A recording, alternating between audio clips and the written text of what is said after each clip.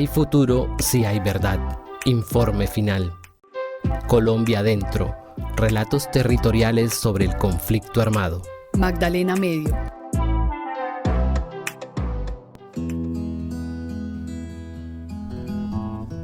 El Magdalena Medio es una región de 50.000 kilómetros cuadrados, recorrida por uno de los afluentes más grandes del país, el río Magdalena. De allí deriva su nombre. Se caracteriza por ser una región pluriétnica y multicultural que conecta a varios departamentos. Está enmarcada entre las luchas sociales y políticas que se han desarrollado a lo largo y ancho de esta zona. Los conflictos por la tierra, los desplazamientos, asesinatos, la afectación al medio ambiente y las condiciones laborales paupérrimas que llevaron a las primeras luchas y conflictos sociales se fue entretejiendo con la guerra en el país. Esta región ha sido el foco del nacimiento de los paramilitares, pero también del desarrollo de grupos guerrilleros que ejercieron la violencia y multiplicaron la muerte de civiles. Las luchas políticas, los conflictos de tierra irresueltos, generó una ola de violencia que dejó cientos de muertos, produjo grave situación social y las respuestas contra insurgentes desarrolladas por los distintos gobiernos desde principios del siglo XX y la primera década del siglo XXI.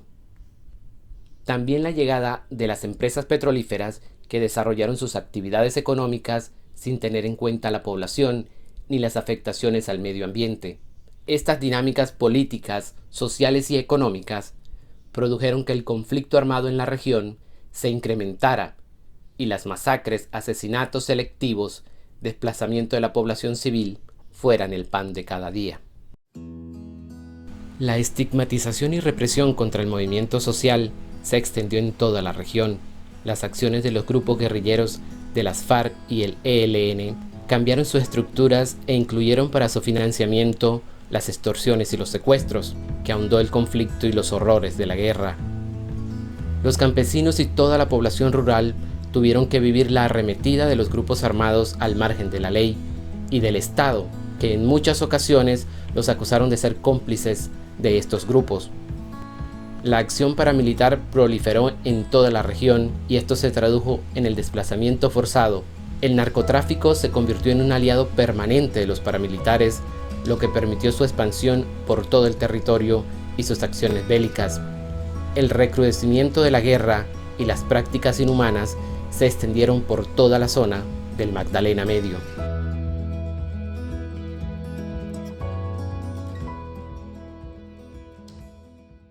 Año 1983 y 1996, en donde las fuerzas militares proceden a reorganizar para confrontar la guerrilla.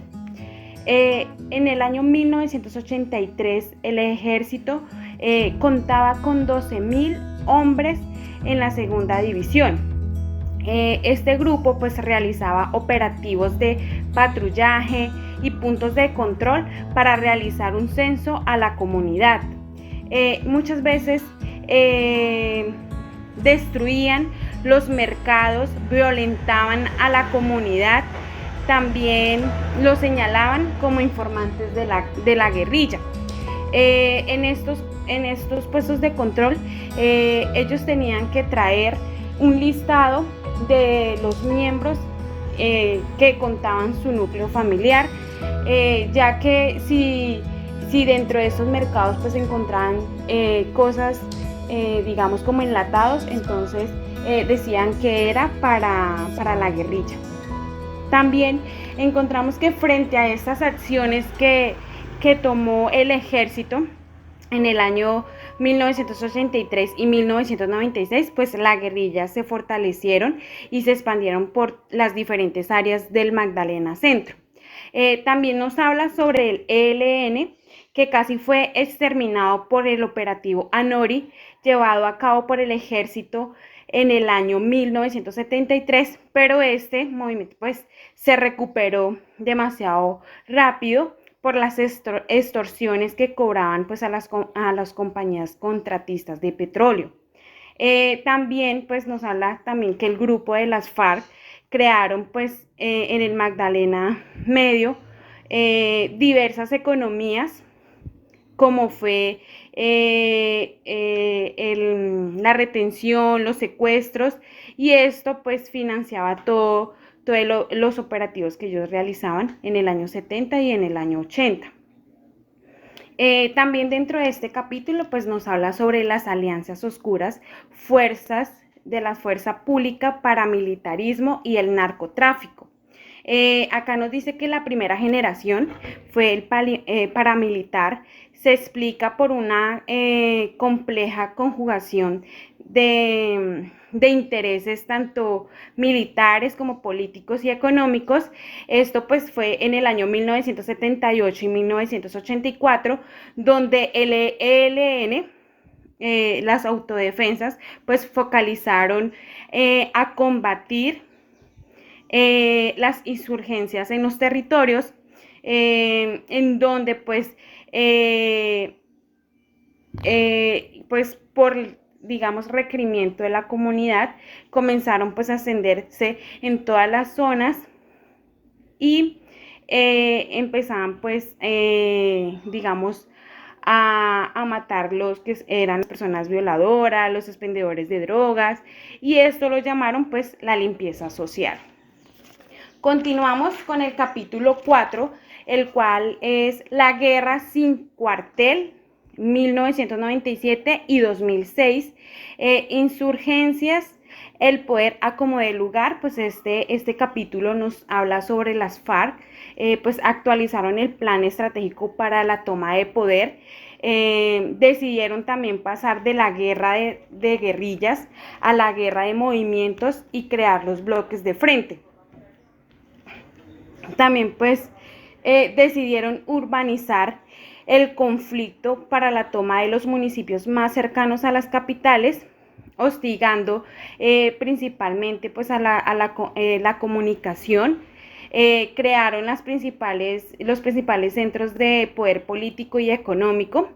También nos habla que el ELN pues ratificaron la toma del poder como objetivo de grupo y de trabajo social, como una herramienta indispensable para la revolución. Aunque la ofensiva del Estado y los paramilitares menguaron a las guerrillas, estas aún controlaban la parte alta de la serranía de San Lucas y continuaban intimidando las comunidades. ¿De qué manera? Reclutando menores de edad, extorsionando a comerciantes, empresarios y ganaderos, y aún así presionando a las administraciones municipales.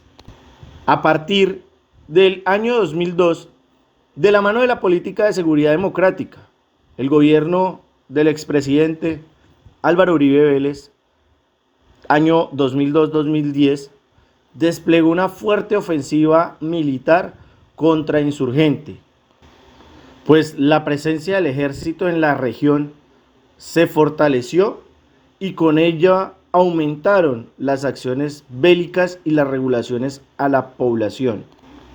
Según el informe territorial del Magdalena Medio, la política de seguridad democrática fue militarmente exitosa, pero su correlato en muchas ocasiones consistió en violaciones a los derechos humanos, pues algunos campesinos de las comunidades contaron a la comisión que los combates entre las fuerzas militares y las guerrillas resultaban muchas veces en daños a sus viviendas, civiles muertos o heridos y animales afectados.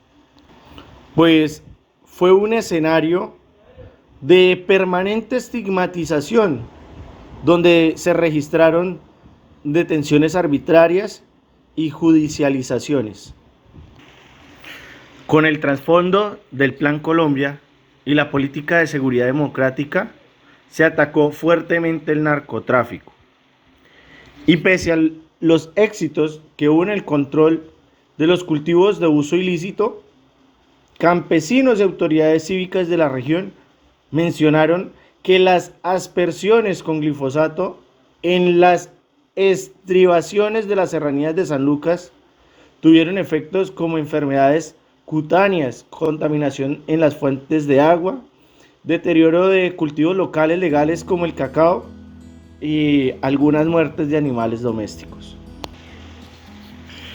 En el capítulo 6 del posacuerdo y nueva fase del conflicto armado, año 2017 y 2022, la confianza de los pobladores de las zonas más afectadas por el conflicto armado resurgió durante las negociaciones que el gobierno del expresidente Juan Manuel Santos 2010-2018 sostuvo con las FARC y los acercamientos que mantenía con el ELN, procesos apoyados por la mayor parte de organizaciones sociales y campesinas de la región.